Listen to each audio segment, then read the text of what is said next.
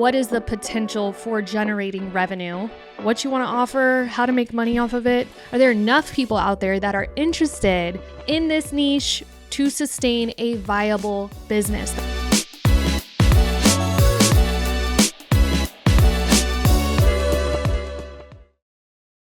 What's up, everybody? Welcome to another episode of Call Her Creator, powered by Stan. I'm Caitlin Rhodes, also known as Social Marketing Queen over on Instagram. And today we're going to talk about how to make money in your sleep. This is probably going to be one of my favorite episodes. I did a little masterclass with Stan a couple months ago, and I put all this information together and I'm just like, this is so good. I think we need to bring it to the podcast. So this is going to be a really good lesson for all of you that are having trouble nailing down your niche, creating a compelling offer. Maybe you don't know how to build buzz or launch a product. The Rule of 3 by our beautiful Lo over at Stan. And then we're also going to go through some bonus tips, like a free launch checklist that I'll tell you how to grab, and then top tips to make money online. So sit back, relax, adjust those headphones, and let's get to learning. Now, in case you are listening,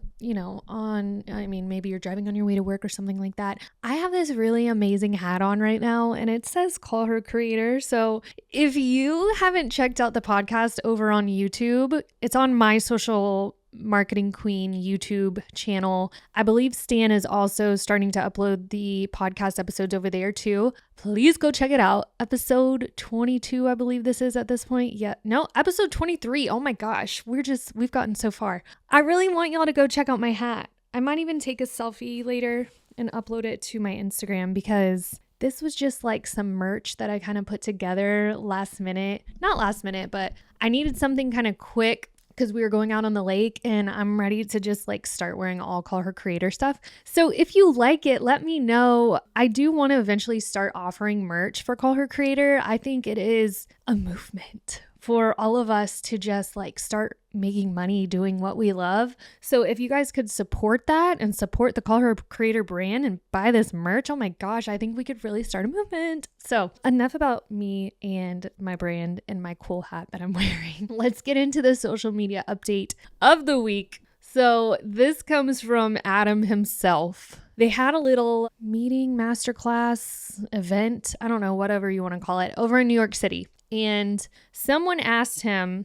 how can I get more reach on my content? I know all of us want to ask Adam Mosseri that question, but he said that the best way to get more reach on your content is by your share rates. Now, how many times have I told you guys to create content that is shareable? And what I mean by that is creating content that makes people think, oh my gosh, I got to send this to my best friend, or oh my gosh, I need to send this to my husband. Wow, I need to send this to my mentor. Like that kind of content where you are DMing it to someone that means a lot to you, someone who's special to you. That is a key driver of reach on Instagram. So in response to this question, Adam said, more important than watch time, which is crazy because I've always been on the watch time, especially for Reels. And I still do think that watch time is important for Reels, but you can tell that they're shifting a little bit to shares. More important than watch time or likes and comments counts is send rates. And generally, I think the rate is more important than the count. So the number of sends per reach, the number of likes per reach, the number of comments per reach. But sends per reach correlate more, in my experience, with overall reach than anything else because we're looking to help people discover content they want to connect with friends over. And so sends is a great proxy for that sort of connection over creativity. Now, first and foremost, let me dissect this for a minute. I feel like Adam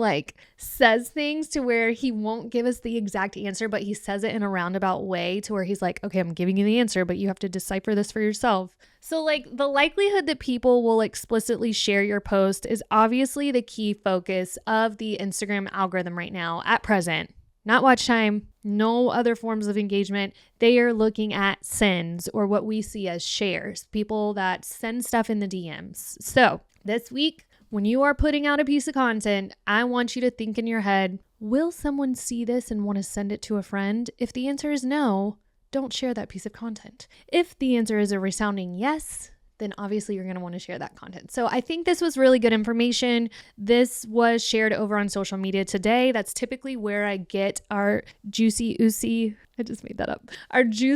social media updates of the week. So if you want more information on this, you can totally head over to that website. Review of the week. If you haven't downloaded this podcast yet, please do so. That helps us decide if the podcast is doing well or not. Success from our podcast comes from you downloading the podcast. But I also like to highlight everyone that sends me a review. So if you also have it in your heart to leave a review for me, it means the world to me. I read all of them, and I like to shout you guys out on each episode every week when I get on Call Her Creator. So this week is from Youngblood Country Cabins. Her review made me giggle. She says, she gives it all away. Caitlin gives so many actionable tips, I had to grab a notebook. Now she has her own section in my notebook. Thanks for all the information you give for free. I love that. I love that I have my own section in your notebook. I think everyone should have a section in their notebook for me and my tips because they're really easy to execute on. And gosh, this is free stuff, guys. Like they don't make them like me no more.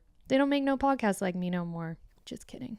Okay, let's get into today's episode. So we're going to be talking about making money in your sleep. How to launch your next big product. So I think a lot of us, this day and age, summer's coming up. This is a really good episode, actually, with perfect timing with the summer coming up. I just implemented this little, I think it was called Summer of Freedom, where I'm going to let my full-time employees work from anywhere during the months of summer, June and July. But when I was trying to come up with what to name that Summer of Freedom, I had put something in Google search that said something like work from home summers, just to help me come up with a name. And I was really blown away by how many Google searches there are for people looking for a side gig or extra income during the summer months. I don't know if this is just an influx of teachers that are looking for extra money to make during the summer, or if that's just a thing where people are looking for summer jobs, it makes sense. Students, teachers, probably just normal people with full-time jobs too. Maybe they want that side hustle, but there was so many of you out there that are Googling how to make money during the summer. So I thought today would be a perfect opportunity for me to kind of go over how you can decide what you want to do, what you want to offer, how to make money off of it. And that's why I named it Make Money in Your Sleep, because I also want it to be a passive way for you to make money, to where maybe you work really hard to put it out, but then you kind of just let it run its course over the summer and you sell it, or whatever season you're in. So that's what we're going to talk about. So we're going to nail down your niche. We'll talk about what offer you can really put out there, how to launch that offer, how to build excitement around that offer, the rule of 3, how you can promote it. And then we'll also talk about top tips for making money online. And then I have this free launch checklist. So before I get into everything, make a note. If you go to Social Marketing Queen on Instagram and go to my Stan store in my bio, if you scroll down to the freebies, there is a free launch checklist. Now, what this will do is this will basically tell you everything you need to do to launch your first lead magnet, or launch your first digital offer, or even launch your first service. It's completely free. It's filled with so much value. So go grab that from my Stan store. You will not be disappointed. It's really good freebie that I have for you guys. So nailing down your niche. If I told you that narrowing your focus onto one target segment of the market could actually be the key to starting your business growth, you probably would think you are crazy. That's counterintuitive. You are pigeonholing me, not doing it. Because bigger is better, right? Wrong. Bigger is not better. Bigger is not better. Not in this case, though, at least. So think of it this way. If you're bobbing for apples at Halloween and you want to get one apple, you are never going to be successful if you are looking at all of the apples at once. You want to hone in on that one apple and you want to bite it. You want to get it. So that's kind of how it is with being successful online and selling a product. You kind of want to lean into one audience, one offer, one niche, and become the expert on that. And then you really dial into how you are going to get there. You have this one goal in mind. When you're out there trying to serve everybody and their cousin, Your messaging doesn't always come off clear. You try to talk to someone, you end up talking to everyone, and then they think you're talking to no one. So it's super important to really nail down who you want to talk about. So I have a real life example. I've always loved social media. I was coding MySpace pages when I was 15 years old. My friends would literally come over and spend the night with me and know like I was probably going to edit their MySpace page. Shout out to one of my besties from high school, Kelly. Me and her would just like have so much fun editing our MySpace pages. But 15 years later, I decided, shoot, I want to go all in on this. Like social media marketing, posting on Instagram, Facebook, whatever social media it is, it brings me joy. So I started to study other people in this niche and really kind of hone in on what are they doing? What are they doing right? What are they doing wrong? Are there trends that I'm seeing? Like, is this account and this account and this account, all these 3 successful accounts, are they doing something? Like, is there a pattern here that I could probably do with my own stuff? So the first part of nailing down my niche was kind of to go look at my niche and who was already out there. What were they doing? I bought a few things from some of these people that I aspired to be. And truly, like some of the stuff I bought and paid money for, I was like, holy moly, I could do this with my own knowledge and creative design experience and actually do a whole lot better. And I don't mean that in a mean way, but I think I read a quote and it's like, there's someone out there that is less experienced than you, doing a worse job than you. Get out there and do what you were meant to be, or something like that. I don't even remember exactly what it said, but it was just, it made so much sense. Like there are people out there that have no idea what they're doing. I mean, me sometimes too, but we have no idea what we're doing and we're still doing it anyways, and we're making money doing it. So if there's something you want to do, you have to just do it. You have to decide that you are just going to put in the work and try and do it. So start by nailing down your niche. Start by understanding what you want to do. Now, I have some questions to ask yourself when you are nailing down your niche. So when choosing the right audience for your digital product or your service, ask yourself specific questions to ensure that it aligns with your goals and your audience. So first you want to make sure, is there a sufficient demand out there for what it is that I want to offer? Are there enough people out there that are interested in this niche to sustain a viable business? That's probably the biggest thing. Is you might have this crazy cool idea, but is there really enough people out there that are wanting that? If it's a no, and it's just, no, but I'm so passionate about it, we gotta be real with ourselves too. So make sure that there's a demand for what it is that you're wanting to offer. Then you want to decide, do I have expertise or a passion for it? So of course you might not be an expert in it, but if it's something that makes you happy, if it's something like little Caitlin at 15 years old who is designing MySpace pages and she's thought about it her whole life, like 15 years later, I mean, obviously you want to work in social media, Caitlin. So do you possess the knowledge, the skills, or the experience relevant to the niche that you want to get in? And then lastly, is the niche profitable? This is probably one of the most important questions to ask yourself. What is the potential for generating revenue and achieving profitability within this niche? So all of these questions, you can go out there and ask Google even. You can say, is there enough demand out here for a mental wellness coach? Is the social media marketing world profitable? Is being a teacher, I don't know exactly what we call this, but teacher creator maybe. I know there's a lot of teachers out there. Like the reason I said teacher too is because the summer's coming up, but there's so many of you teachers out there that for the summertime, y'all could be selling like how you create lesson plans in a 40-hour work week, or how you do something, how do you keep your students organized all year long, sell it for $15. So use your keyword, use your industry, go to Google and ask them how profitable the idea that you have would actually be. Once you've nailed this down, it makes it way easier for you to nail down your audience. So once you have your product or your service, then you're going to be able to understand who your audience is and how you can actually talk to them and provide the solution to them. So once you've got your niche down, then you're going to want to decide your compelling offer. You've identified your target audience. You've chose a compelling offer that is crucial for driving interest and conversions. So there's 3 steps to this, by the way. Step 1 is truly understand your audience needs and their pain points. What problems are they looking to solve? What goals are they trying to achieve? The way you can do that when you're trying to decide your offer and what your target audience needs, you can conduct surveys. Maybe you're on Instagram, you do a little poll. Like I've done this in the past. I did a story and it said, I'm thinking about launching another masterclass. What do you need help with most? And then that's when I asked them if they needed help with graphic design, Instagram growth, or making money online. And so I know in my heart what I think that they want, but then they'll take this poll and they'll totally blow me out of the water with a completely different answer. So never guess what your audience wants. Ask them.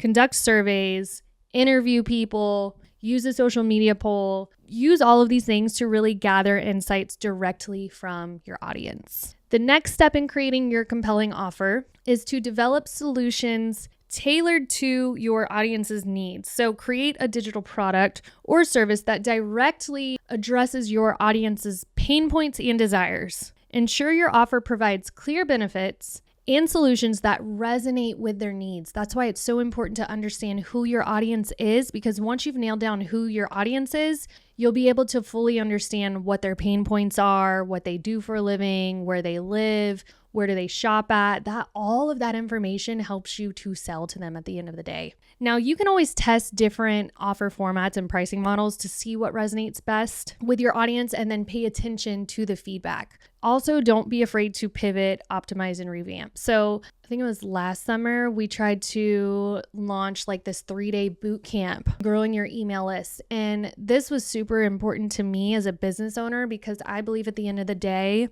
we don't own our Instagram audience, but we can own an email list. So I wanted to launch this 3-day boot camp where I walked people through how to create a lead magnet, how to get these people to opt in for the lead magnet so I could collect their email addresses, and then how to nurture them. And it was this big 3-day workshop. Me and Darby spent so much time putting all of the information together to market it, ended up launching it, and it completely failed, guys. I think we had 3 signups and I have 169,000 followers on Instagram. So I, right then and there, I pushed it probably for 2 weeks. I was like, nope, I'm not going to give up. But after 2 weeks, 3 signups, we were like, this is not what our audience wants. So we decided to pull that offer. I had to email the people that had already signed up and they were a little bit bummed, but they totally understood. And I still gave them some information and still try to provide value to them. But I was just like, at the end of the day, guys, I'm sorry. It just wasn't popular enough. So we come back to the drawing board and I go to my polls and I'm like,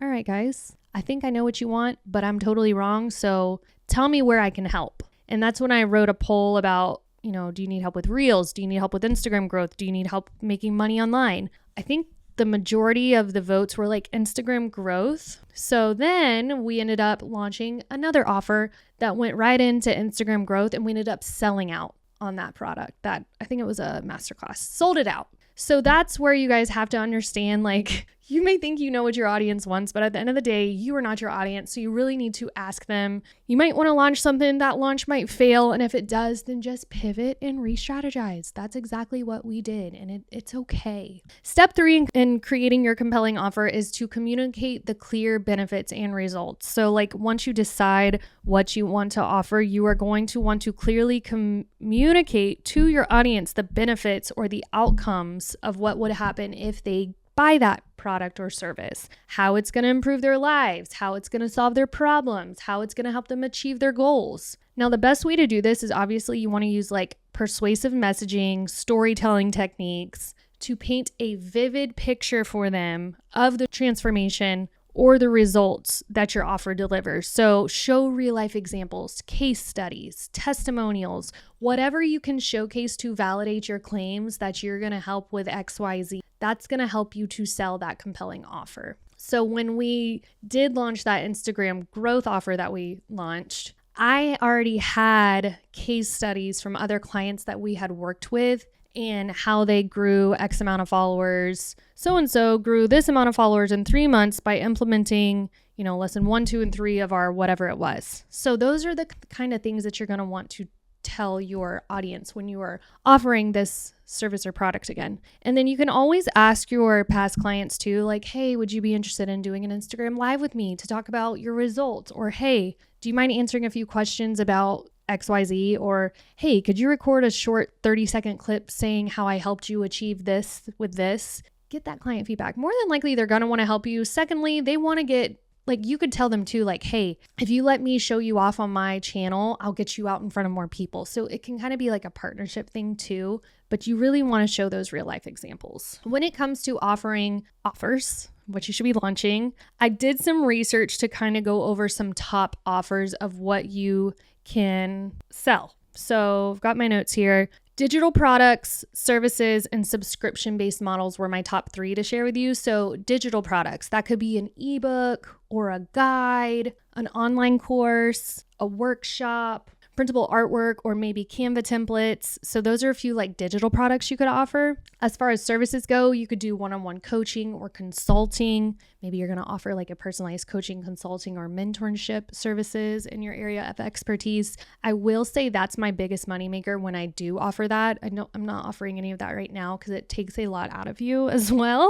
mentally, but that is my biggest moneymaker if I want like quick money, is to offer one-on-one services or coaching or something like that. And then subscription-based models, one of our biggest revenue drivers as well for Influence Marketing Studio is our membership club Influence. Now, with a membership, you can offer exclusive access to premium content. So with our membership, we offer weekly Reels prompts. These are researched Reels prompts that are based off of trends, so people don't have to waste their time scrolling. So like the benefits of that is that you're getting your time back because you're not having to look for trends anymore. We're giving you timely trends every Monday for you to record and post. And then we also offer Canva templates, Reels, stories, statics, carousels. On top of that, we offer a monthly detailed calendar. So you know Monday through Friday what you're going to post. And then we have on-demand training. So all of that is encapsulated in our monthly membership club Influence. So you could totally do something like that too, depending on what your niche is. I had a med spa owner who was doing a membership where they paid like so much a month and then they could come into the spa a certain amount of times a month. That was more for like a brick and mortar kind of store. And then I had a aesthetics creator who offered a monthly membership, and she would give out like custom skincare routine each month for you based on whatever you are struggling with. So these are a lot of cool ideas that you could implement as a membership. It's a subscription based. And the cool thing with Stan, I'm going to plug Stan in here, is that they make it super easy for you to have a membership. Whenever I first launched my membership, I did launch it with Stan, but I remember before I started using Stan, I wanted to do the membership, but I just didn't know how to go about charging someone on a monthly basis, how that even works. So I will say the cool thing with Stan is that they made it super easy for me to just do my membership. They collect the payment, they charge the person to their credit card each month, and then I just do the services. So once you have your offer in place, you can truly head over to whatever it is you want to use. In my case, I use Stan, and you can set up your online store and offer all these cool things like the digital products, the coaching calls, the memberships. Maybe you just want to set up a lead magnet. Stan has all of that. If you do want to try Stan for free for 14 days, you can go to my Stan store over on Social Marketing Queen on my Instagram. If you click my link in bio, I have a little button there for you to set up your Stan store for free for 14 days, and you can kind of get the feel of how it works and just how easy it is to use. So once your product or your offer is in place, then it's time to launch. So we use a sales in 7 strategy where we spend a full week launching and promoting our new offer. Now, there are some companies out there that will launch for a full month. There's companies that will launch for a full 14 days. So you got to kind of decide what works for you. But we just started the sales in 7 strategy and it works for us. But what goes into our sales in 7 strategy? So first we want to build some buzz before we launch, and then we want to launch. So first you want to generate excitement and anticipation. And the way to do that is you could create a wait list. You could even use something like Stan to promote that wait list. They have like the free lead magnet thing on their store. You could do teaser campaigns where you're just kind of teasing what you're about to launch. You could do behind the scene sneak peeks. You could do countdowns and exclusive access, especially on Instagram. They have like the countdown sticker. So you could post to your stories and say, hey, we're launching something really cool that's going to help you make 6 figures in 6 months or something, whatever it is that you're trying to sell. And then you could say something like tap this countdown sticker so you get alerted when we launch. And then on the day of launch day execution, You want to unveil your digital product with a coordinated launch campaign across all your social media platforms. You're going to want to monitor that when you launch it and make sure you're responding to feedback, questions, comments, holding down the fort basically to make sure that people are understanding and liking what you have to promote. And then, of course, you're going to want to also track your performance. That's how, back when we launched something, it completely flopped. It's because we were tracking the performance. So you got to stay on top of that. Now, another way to promote your service or product is by using the rule of 3. And this includes posting 3 reels that relate to your content. So the rule of 3 helps you to kind of promote something in 3 different formats. So there's 3 different videos. Little backstory about this. There's people that learn by reading. There's people that learn by watching. There's people that learn by reading and watching. So that's kind of what the rule of 3 is all about. Video 1 is typically a trend video. You jump on a trending audio, grab a trending audio, share about your idea, but you have all of the information in the caption of that reel. So like you do the trend, but really to promote the offer and talk about it, it's going to be in the caption. Then video 2 is you record a short form video. This can be anywhere from 8 to 30 seconds long,